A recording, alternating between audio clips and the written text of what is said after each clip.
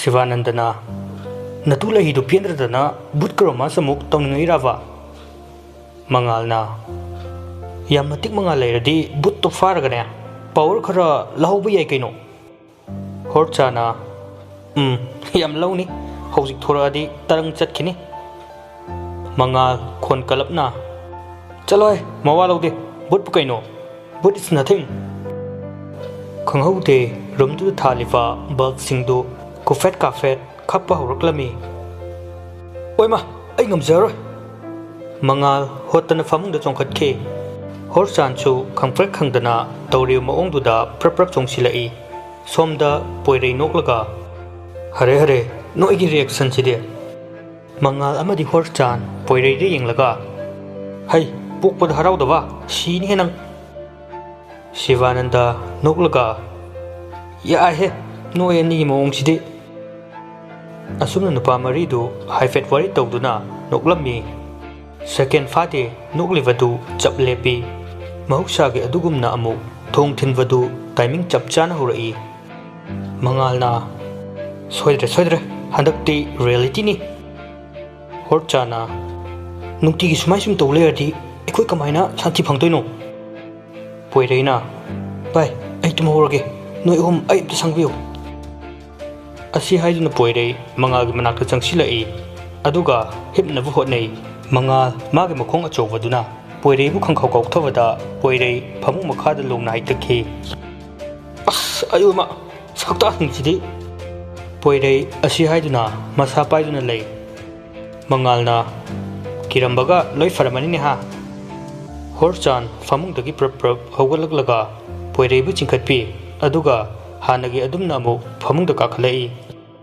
ngasai makhaidi thoina bu khanjiludabni wari tawnavada Nupa maridu hanagi wakhaldu laktuna Horchana Hojikta thongtin kitaine Sivanandana Hoine hojikta thinkifani takidre Poirei suklaga Torokini ahanbagi intro ni Asumna wari sanaringai khangaude amukasu makhoina hibliva phamung makhada amuk khujina khotpagi makhol taraklami Poirei ngakna as bai ai isasi yadebu Horchana kedoroga hacha Poirei makhut aniduna ingit pirai Mangal manaton melaga as manam sidia nang suba bai Poirei haifet kakmang tawraga ai hanadagi hungna pakhat pathukat base yadeba bai Makhada khujina kholifa adu sunglep lepte adum hena makhon kan khalai Mangal tapna bai Horchan nangta kumaga yiko kai legena Horchana ngamaroi nang yengo ngasai hero yam sakidaine ngaihak asumna tawrumlaga tumina amuk laikre makhoi sing adusu tumhorase haiduna tumba themnarami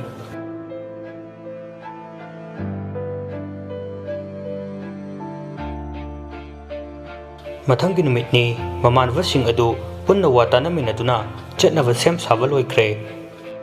Mangalna adivai fazna chalrogo Sivanandana noisu fazna section leramo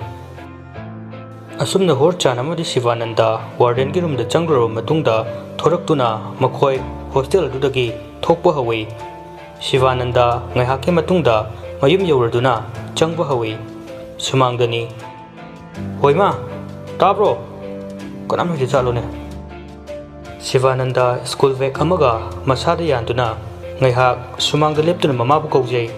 kanamta hoi mai hydraba aduda Sivananda kongkap ama ani thangba hawi imungdagi hofe thoraklaga memthoina haima ichani tana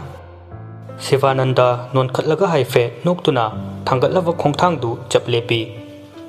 Ima numit manganigi suti lorabane Ngaiko ima mai okike Memthoisu asi haiduna imunglomda prap changki second fade amu prap thoraktuna makhutna pairakliva khabar machit adu makhada thamduna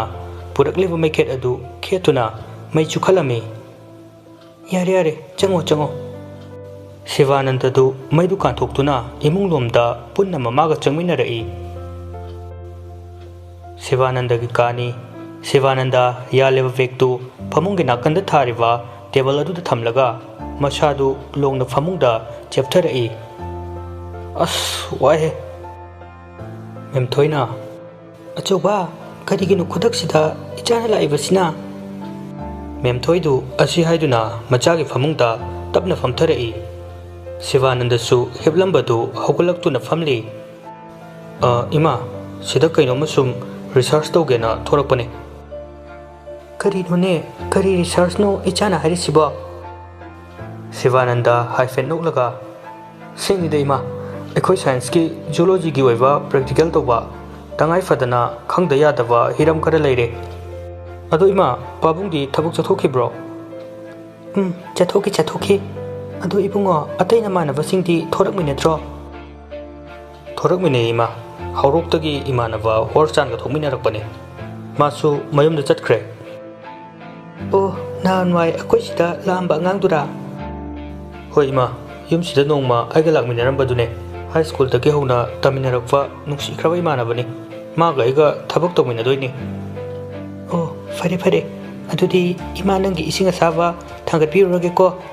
nayak potharo iruja maithasanaba hoi ima somda suhorchan mayum yoroduna iruja maithajabu loireduna magi kada famduna bag mobile phone du lokthokli aduga Sivanandagi mamagi number da call tawi phone du anir ahumlak paikhalakte horchan hingkavna lore ngasai aduk fazana haina khifudubu kari no mana anirak toru fo paide togi ongko masya paije fok togeva dimal leva mi ki type ta phone ga paide nungai asumna Sivanandana hanjin tawsili masi mi se ongko ai sarok toineva hoju paideva asumna amu horchan phone du yenglaga wakhal tawringai phone gi screen du ngalami Sivanandagi call oirambadu fat receive tawi hello horchana hai sak Sivanandana haima kai nege stia kai nega lairi miss call du kya lege ngo hoiba ai khangeva ai washroom da changu bane hek thorok pagani paire ise idu jabudu pungani changbro yare nangsu ado noi da lao hairo ai khoi da lakke hairo yare kaina yam chawai wani ne ha ai khoi da wina lao aduga wari sanarase phone da sanaba nuaite hoi lage adu ngai ko gas lakpagi juice la kaino ma chamlamo hoi moro asaba juice chamlamage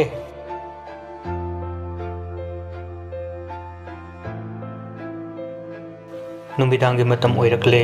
somda poire amadi mangal chak thongganava poire chakhum dlai mangal di lairik yingtuna kadu de lehobani poire chak thangat paloireduna henjangi mathel semna bo honari chakhum gi nakanda lairiva basket adudagi mana masing khara lawthoklaga kangsoi gi mayal semli aduga chakhum gi rek tudagi thang sori macha ama lawthoklaga alu khara puthoklaga khetpa howi lairik tawni heudaine hai pasa virano yare ai dum honarage poire alu du khena yenglaga hairakpani somdasu changla iba mangal du wa kari mata khumde poire gi manakta koilei leiduna lei yare ba angang macha dawna kaino ne kuchacha do sanai dubo yampakte ko kai malei kuchacha tuna leramba mangal du poire gi mamang makta da chapleptuna wa kari mata ngangdana tumina leptuna lei kaidorge bai yawi ge haitaradi kok mateng panglake de haide tumina dum leiwani poire asi haiduna manakta leplipa mangal de yenglei hoima poire tawramliba koiramliba mangagi saktamatu urubada masadu thak nikre masana mangalgi saktam lauraga mamaina yengbada phibam tadravi hainadaba mawong amada mamit mana chongthoklaga ihingna hingsaraba nupi amagi saktam da leirami kanaro nang poire masadu thak nikna thang sori du paikhatlaga phibam tadraba nupi du da haifet utlaga hairakpani nupi gi saktam oina tawbi yengbada akiba poklava saktam adu wa kari matangangde haifet akiba gi saktam da noklaga tapna solai Seitakal poire masadu kimanba heman kivana masadu leimaida haitharai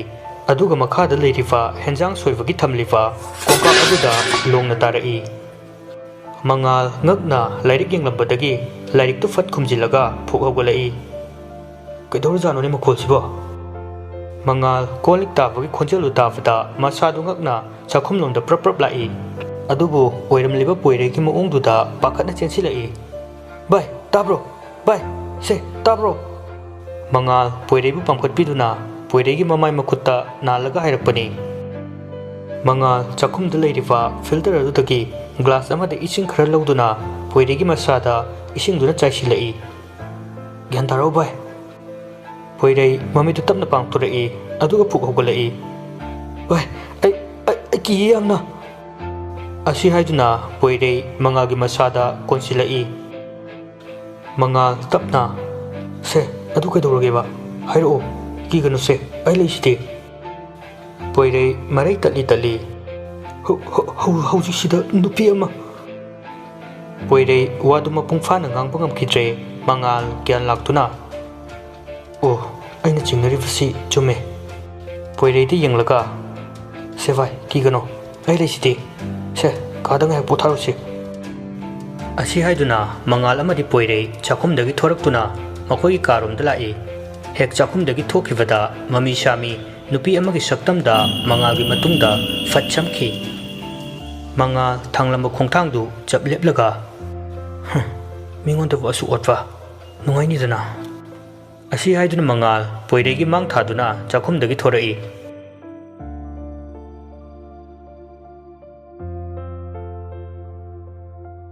ꯑꯁꯨꯝꯅ ꯍꯣꯔꯆꯥꯟ ꯑꯃꯗꯤ ꯁꯤꯕꯥꯅꯟꯗ ꯃꯥꯏꯕ ꯑꯃꯒꯤ ꯌꯨꯝꯗ ꯂꯥꯛꯂꯝꯃꯤ꯫ ꯁꯨꯃꯥꯡꯗꯅꯤ꯫ ꯃꯤ ꯂꯩꯕ꯭ꯔꯣ? ꯃꯤ ꯂꯩꯕ꯭ꯔꯣ? ꯀꯅꯥꯝ ꯂꯩꯇꯦ ꯖꯥꯠꯂꯥꯅꯦ? ꯁꯤꯕꯥꯅꯟꯗꯅ ꯑꯗꯨꯝ ꯀꯧ ꯃꯥꯏꯊꯣꯛꯆꯔꯛꯆꯅꯤ꯫ ꯍꯣꯔꯆꯥꯟ ꯃꯈꯥ ꯇꯥꯅ ꯑꯃꯨꯛ ꯀꯧꯕ ꯍꯧꯔꯝꯃꯤ꯫ ꯁꯦꯀꯦꯟ ꯐꯥꯗꯦ ꯏꯃꯨꯡꯗꯒꯤ ꯄꯤꯛꯇꯛ ꯇꯧꯕ ꯈꯣꯟꯖꯦꯜ ꯑꯃꯗ ꯉꯥꯏꯍꯥꯛꯇꯪ ꯉꯥꯏꯌꯨ ꯏꯕꯨꯡꯉꯣ꯫ ꯍꯣꯔꯆꯥꯟꯅ ꯀꯩꯅꯣ ꯑꯁꯤ ꯃꯥꯏꯕꯁꯤꯕꯨ ꯏꯃꯨꯡꯁꯤꯗ ꯀꯔꯤ ꯑꯣꯝꯃꯤꯖꯥꯠꯅꯣ? ꯃꯄꯥꯟꯗ ꯃꯤ ꯑꯃ ꯂꯥꯛꯑꯗꯤ ꯐꯠ ꯐꯠ ꯊꯣꯔꯛꯇꯅ ꯀꯃꯥꯏꯅ ꯇꯧꯕ ꯍꯪꯗꯦ?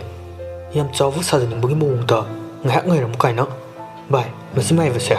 ꯑꯃꯥꯏꯕ ꯑꯣꯏꯔꯝꯗꯗꯅ ꯑꯙꯥ ꯃꯣꯔꯥ ꯑꯣꯏꯔꯝꯅꯤꯀꯣ? ꯁꯤꯕꯥꯅꯟꯗ ꯁꯨꯛꯂꯒ ꯍꯩ ꯃꯤꯅꯥꯏ ꯁꯛ ꯇꯨꯃꯤꯟꯅ ꯉꯥꯛꯇ ꯂꯩꯌꯨ, ꯑꯝꯇ ꯇꯤꯡꯈꯦꯠ ꯂꯥꯏꯈꯦꯠꯀꯅꯨ꯫ ꯐꯔꯁꯨ ꯐꯠꯇ꯭ꯔꯁꯨ ꯑꯩꯈꯣꯏꯅ ꯂꯥꯛꯏꯁꯦ ꯑꯃꯥꯏꯕꯒꯤ ꯌꯨꯝꯅꯤ꯫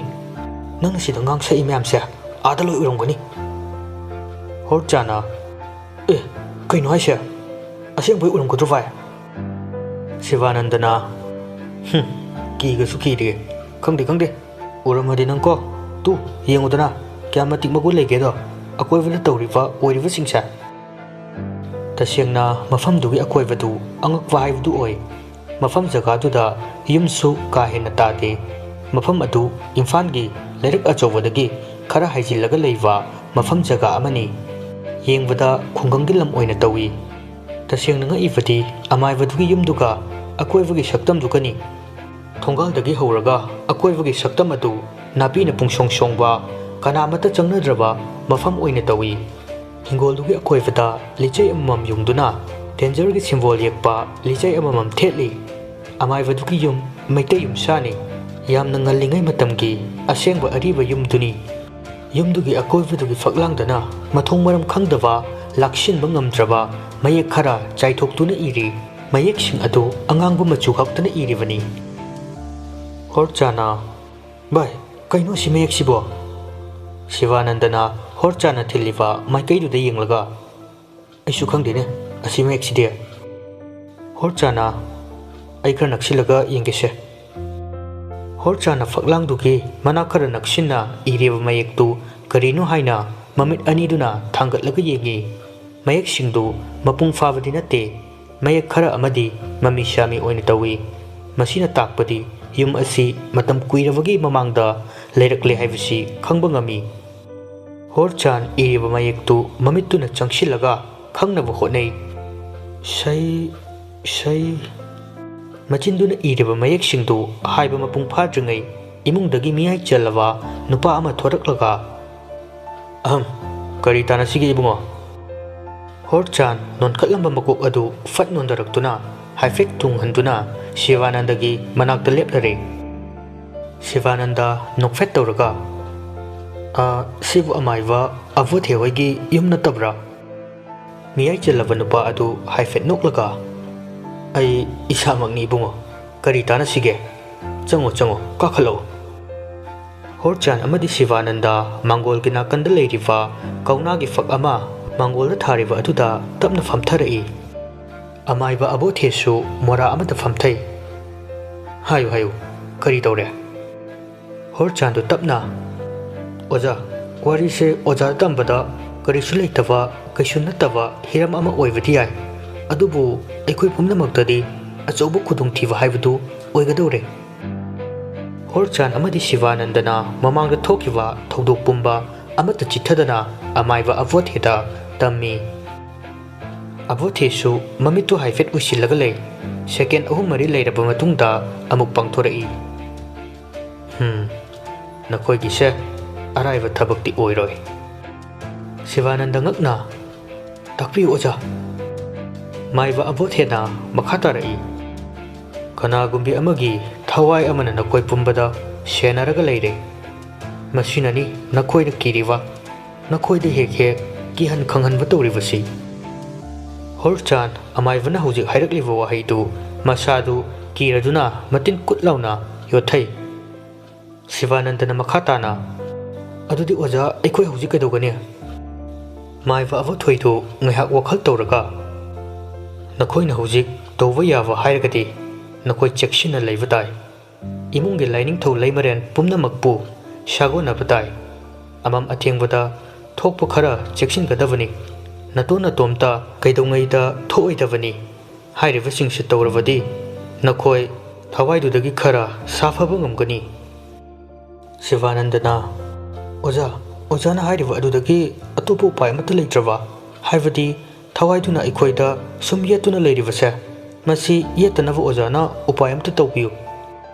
maiva avothedu ngahak wakhal amuk tawi aduga mamittu amuk uisinki mamit uisinna maivaduna hairi nakhoina thawaiduta haurubanina madudagi thawaiduna nakhoigi narakta laktuna nakhoibu kihan khanghanba kaya tawrivani pambai amadi lei adubu nakhoina matau karamna thawai adubu yakai rakhivanu haibadu khangdavadi yade madugi matung ina thavak pumba tawgadavani asi haiduna amaiba adu mamit set pangthorai Horchan amadi Shivananda haifet yengnaraga wakhal tawi Horchana aikoinabu matau karamna thawaiduda Shivanandana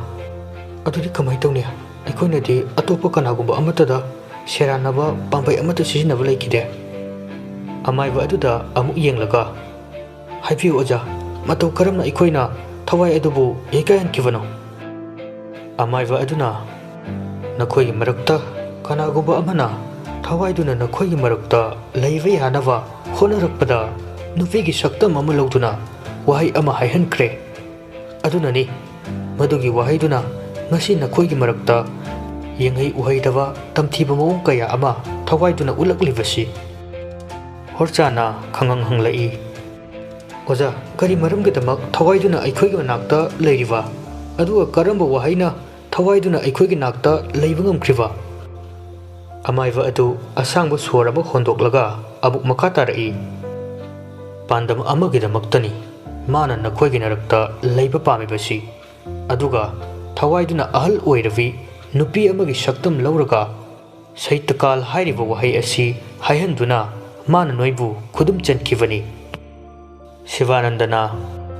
takpiu ojana thawaidubu aikhoigi iraktagi matau karamna thadu khangadagi haibado nakhoina hostel aduda leitava oiradi fava thavakse laide lairoi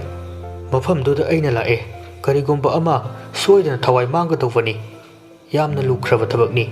kari upai tawni ngaihak amaiva adu wakhal tawi leire pambai amadi leire masina taba pambai amata leitre Horchan amadi Shivananda punna haivi uja amaiva duna makhatarai michik mirau khol tadrava ahing nongyagi matamda jaiga ama tawba masina amata ngairab upaini Sivanandana adudi oja masi tawradi thawaiduna ikhoigi irakta leiduna kihan khohan ba mayamsa koadra kudaktana khoigi naraktagi chatkini tawbutabu thawaina nakhoigi nanakta mana magi aningba amagi makhada laklivanina araiva thabakti oiroi asumna amaiba aduna wari khara nupa macha ani duda loina lirami horchana adudi oja mina supap ama khandanava thabaksa amagisu kaidanava ikhoigi da oina pangthoklase numittu da tawgadava thabak khara lei madu chekchindravadi thawai manggadoribani hoi oja adudi ikoi amu chanaba tawjirage amaiba avothe hoi haina mangakna ingit tawi ngayake matungda horchan amadi Sivananda amaibagi yum adudagi chatkre amaiba avothe mangol de lepna mamitta mapita ki bakhangaude machindasu tapna solai Seitakal